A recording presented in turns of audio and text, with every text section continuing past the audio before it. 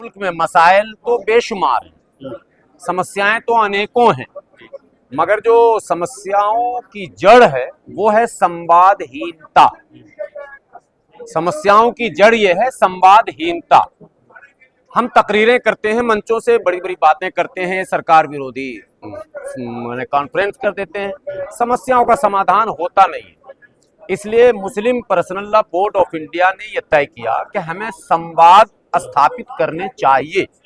सरकार से, सामाजिक संगठनों से, धार्मिक संगठनों से, इंटरफेथ डायलॉग, सबको बढ़ावा दिया जाए, नफरत को मात दे दिया जाए, क्योंकि नफरत और अशांति विकास के लिए बाधा है और माइनॉरिटी के लिए चिंता का विषय सदैव बना रहा है। हम सरकारों से भी जो दूरियां बनाई जा रही है कथित तौर पर सांप्रदायिकता और धर्मनिरपेक्षता के नाम पर, हम उसको भी पाटना चाहते हैं। हम ये चाहते हैं कि सांप्रदायिकता और धर्मनिरपेक्षता हमारा मुद्दा ना हो। लोकतंत्र में निर्वाचित सरकार से बड़े समाज के सहभागिता, उनके विकास, उनकी उन्नति, तरक्की के लिए सरकार से भी बात का रास्ता निकाला जाए। इसलिए हम लोगों ने ये भी फैसला लिया है कि लगातार प्रधानमंत्री जी से, गृह मंत्री जी से और सांस्कृतिक और धार्मिक संगठनों से, उनके अगुवा से मिलने, बैठने डायलॉग करने का कार्यक्रम चलाते रहेंगे, ताकि जो मिसअंडरस्टैंडिंग है उसको पाटा जा सके। ये मुख्य मुद्दा हमारा। लेकिन यहाँ पे अभी एक गाय से मुतालिक बात की गई, गाय को भारत रत्न दे, गाय को लेकर बहुत सारी भ्रांतियां भारत में रही हैं। स्वतंत्र भारत से पहले राजाओं, महाराजाओं, बाबरनामा, आईने अकबरी इत्यादि इत्यादि सब में इसका जिक्र आता है।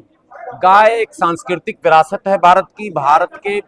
भारत की बड़ी आबादी गाय में आस्था रखती है, उसे माता मानती है। उसका सम्मान अल्पसंख्यक समुदाय को करना चाहिए। तो आप भी भारत रत्न देने की मांग से तो Muslim personal law board of India भी चाहती है कि इस भावनाओं का सम्मान करते हुए हमें अपने उन सभी बड़े भाइयों के सम्मान में एक ये भी आवाज लगा दिया हमने। ये कोई बड़ा इशू नहीं है हमारा कि भाई गौ माता को राष्ट्रमाता घोषित किया जाए, तो मांग कर ही रहे हैं हम लोग। साथ में भारत रत्न से अलंकृत कर दिया जाए। तो ये बोर्ड तो बना हुआ था, आपको क्यों जरूरत पड़ गई नया बोर्ड बनाने की? देखिए, ये पर कुदरत का निजाम है कि वक्त और हालात को देखकर हमेशा नई नई चीजें होती रहती है। ट्रेनें चल रही थी, फिर एक्सप्रेस ट्रेन चलाई गई, फिर राजधानी चलाई गई, फिर वो वंदे भारत और फिर कितने भारत और सब चल रहे हैं नए नए। तो जब तमाम चीजें नई हो सकती हैं तो तंजीम भी हो सकता है उनका स्पीड कम होगा। समाज को ज्यादा स्पीड वाली गाड़ी की जरूरत है, जल्दी से पहुंचे। उनकी स्पीड ऐसी है कि 4 दशक में वो सरकार तक पहुंच ही नहीं पा रहे हैं। सरकार का विरोध करते करते पूरा एनर्जी लगा दिए। हम लोग चाहते हैं नहीं, तो हमारी अपडेटेड वर्जन है और इंशाल्लाह मुल्क की नई पीढ़ी जिस चीज को चाहती है उस पर यह संगठन खड़ा उतरेगा। नई पीढ़ी जिस तरह के संगठन की इच्छा रखती है, हम चाहते हैं कि Muslim personal law board of India उनकी वाली प्रॉपर्टी में भी आपका इन्वॉल्व रहेगा? नहीं, इंडिविजुअल कुछ भी नहीं है हमारा। पूरे माने पैन इंडिया काम। हम भारतीय समाज के सभी, चाहे आंध्रा हो, कर्नाटका हो, तेलंगाना हो, बंगाल हो, उड़ीसा हो, बिहार हो, झारखंड हो, आसाम हो, जहां जहां की जैसी जैसी समस्याएं हैं, उन समस्याओं में बेहतर क्या हो सकता है समाज हित में, राष्ट्र हित में, उसके लिए प्रयास किया जाएगा, सकारात्मक प्रयास। समस्या आपको गाय लग रही है ना सबसे बड़ी समस्या? नहीं, कई समस्याएं, उसमें एक ये भी है। समस्या नहीं, वंचित मदरसों पे बिल्डोजर चल रहा, वो समस्या नजर उस पर भी डायलॉग की जरूरत है। विरोध समस्या का समाधान नहीं है और विरोध प्रदर्शन का हमारा पुराना इतिहास रहा है। भारत का कोई मैदान बचा नहीं है जहां हमारे संगठनों ने विरोध प्रदर्शन न किया हो। परिणाम तो हुआ नहीं कुछ सामने। इसलिए विरोध छोड़कर नो विवाद, ओनली संवाद।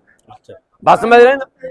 सबसे बात, नफरत को मात, इस थीम के साथ आज पूरे दिन कार्यक्रम हुआ था। और अभी प्रेस कॉन्फ्रेंस में आपने सुना, हमारे राष्ट्रीय अध्यक्ष जी का संबोधन सुना आपने, राष्ट्रीय महासचिव साहब का संबोधन सुना।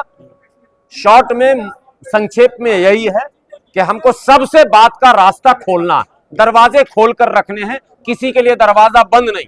कोई संघ से जुड़े हो, चाहे बजरंग दल से जुड़े हो, चाहे किसी संगठन से जुड़े हो, हम सबसे बात करेंगे। जो गलत फहमियां उनके अंदर, हम उनको दूर करना चाहते हैं, हम उनके नजदीक आना चाहते हैं और सब मिलकर इस देश के निर्माण में, इस देश के तरक्की और विकास में एक साथ काम करना चाहते हैं। सरोज साहब, एक सवाल जो बार बार उठता है वो ये कहा जाता है कि यदि मतलब मुस्लिम पर्सनल लॉ बोर्ड जो है हमेशा संविधान के सामने खड़ा होता है, क्या ये आप मानते हैं? संविधान के सामने या संविधान के साथ? कहा जाता है सामने मतलब इन फ्रंट ऑफ कॉन्स्टिट्यूशन, संविधान अगेंस्ट। अच्छा, तो मैं देखिए, मैं कोई आरोप किसी पर नहीं लगा रहा हूं। आप सब पत्रकार, आप भी स्वतंत्र हैं, मैं भी वक्ता स्वतंत्र ही हूं। कौन कहते हैं, क्या कहते हैं, इन सब चीजों को अब हम लोग नहीं देख रहे हैं। करना क्या है, होना क्या चाहिए, जरूरत क्या चीजें हैं, छूट क्या गई, चूक कहाँ हुआ, हम इस पर अब बहस कर रहे हैं। उसने ये किया, उसने वो किया, तो फिर हमारा सालों साल गुजर जाएगा, पूरा समय चला जाएगा इसी में, तुमने नहीं किया, हमने नहीं किया। नहीं, कहाँ कहाँ चूक हुई है पिछले दिनों, हम उस चूक को, जो वैक्यूम है दोनों कम्युनिटी के बीच, जो गैप है दोनों कम्युनिटी के बीच, हालांकि और कम्युनिटी से भी हम बात करना चाहते हैं, हम सिखों से भी बात करेंगे, बौद्धिस्टों से भी बात करेंगे, लेकिन ये दो बड़ी कम्युनिटी का बड़ा जिक्र होता है और पॉलिटिकली इनका इस्तेमाल भी होता है। तो हम इन दो कम्युनिटी के बीच जो गैप है उसको पाटने के लिए स्पेशली काम होगा इसमें। और बाकी संगठन समझे और सरकार समझे, संविधान का विरोध जो करेगा सरकार उससे निपटेगी। हमें उस ऐसा माहौल है देश में, आपको लगता है आपकी बात कोई सुनेगा, जिन्हें समझाने की आप कोशिश कर रहे हैं? नहीं नहीं नहीं, बात हुई ही नहीं है, अभी सब सुनने को तैयार है। ये भारत है, यहाँ सब बात करने के लिए तैयार है, बात की नहीं गई है, बात जब की जाएगी सब सुनेंगे। किससे गलती हुई है? हम लोगों से चूक हुई, हम लोगों से चूक, हाँ हम लोगों से चूक।